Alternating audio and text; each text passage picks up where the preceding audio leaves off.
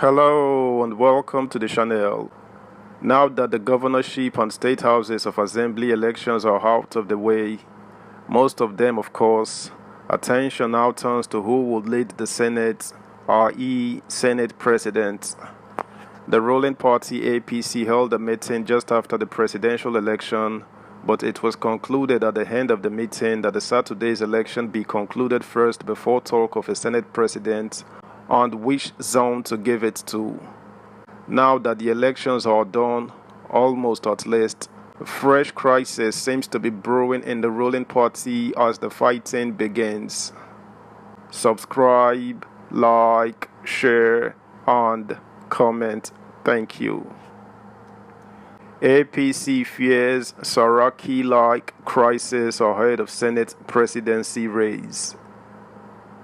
After the governorship and state houses of assembly elections, one major task that stands in the way of the All Progressives Congress is how the leadership of the National Assembly will emerge. At the first meeting held with lawmakers-elect on March 13, the party directed its members to leave the issue of National Assembly leadership and focus on winning the governorship and House of Assembly elections. The national chairman of the party, Adamu Abdullahi, told lawmakers-elect to work for the victory of the party in the governorship elections. The APC chairman said members-elect had the right to seek positions, but they should not cause rifts in the party. He stated, "People have the right to struggle for positions of leadership for which they believe they are eminently qualified. But we in the National Working Committee of the party are not comfortable with the tone adopted by those who seek those offices. Those offices are not tribal or sectional rights and must not be so portrayed. Leadership positions at the national level is a delicate matter and must not be approached with levity or lack of seriousness. It may be good to start early, but it is wiser to be patient." Some of you may recall what happened to the party on the National Assembly in 2015 when some members of the national legislature chose not to wait for the decision of the president and the party in sharing those offices. It created bad blood within the party and between the executive and the legislature.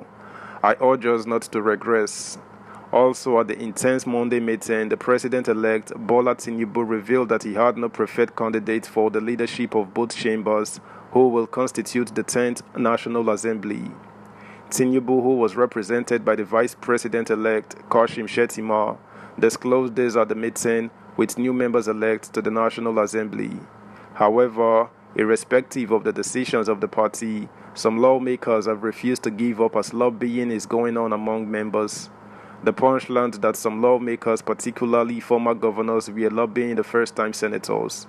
One of the senators who spoke to our correspondent on the condition of anonymity said, although they were told to go and work for the elections, that did not take away the fact that aspirants were lobbying for the position. A senator said, consultations are still ongoing, but some desperate contestants, especially former governors, are luring senators-elect with pledges of juicy committee members.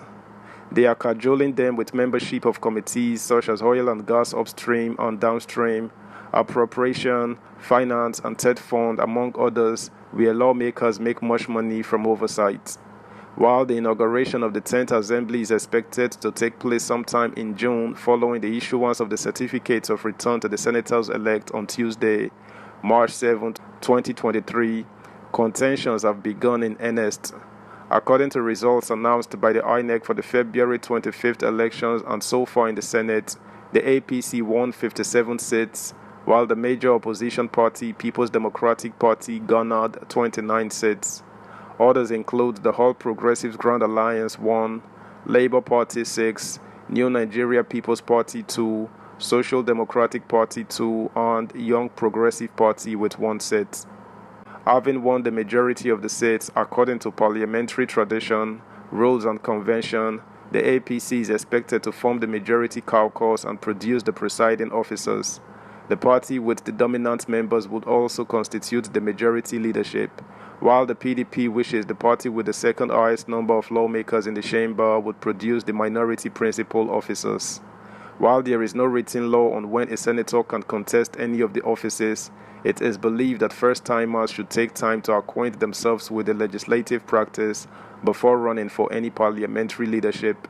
Some of the APC lawmakers who have openly declared intentions for the Senate presidency are the third-term ranking senator representing Kano North, Jibrin Barau, the former governor of Abia State and senator representing Abia North, Orji Kalu, and the senator representing Borno South, Ali Ndume. Others who have been said to be in the race include Senator Sani Musa, Niger East, former Akwa Ibom Governor Godswill Akpabio, former Edo Governor Adams Oshiomhole, Edo North, and Dave Umahi, Ebonyi State. Subscribe, like, share, and comment. Also, turn the notification bell on. Thank you. While some are still shadowing on trying to understand the body language of the party, others have started work fully meeting with their colleagues to lobby them for votes. Some lawmakers have met with some of their colleagues individually, and some daring ones such as Senator Barau hosted not fewer than 70 out of the 109 senators to a luncheon last week at a hotel in Abuja. While some senators are solely relying on zoning, the senators are warning the parties to favor their geopolitical zone, while others are asking that the party leave it open. Some analysts have called that for power balance, fairness and equity, the APC should zone the post to the southeast, while the south-south gets that of the deputy Senate president, considering the outcry from the zone on marginalization. If the party goes by that formula, the contest would likely be between Kalu and Umahi. However, some people believe Kalu, the current chief whip, will be more favored based on his experience and his position in the Senate. Others in a different school of thought believe that the party should not base such important positions on the religious and ethnic basis, but should consider the competence and experiences of the persons involved. The Northwest has also claimed to have been marginalized despite being the ones that produce the highest votes for the presidency every election here. The Northwest also claimed not to have any position in the current leadership of the party, nor have they produced a Senate president before, so they also should complain of marginalization. Responding to the issue, a source close to Senator Barau, who spoke on condition of anonymity, said that the APC, particularly under the leadership of Tinubu, would consider the interest of Nigerians and the party.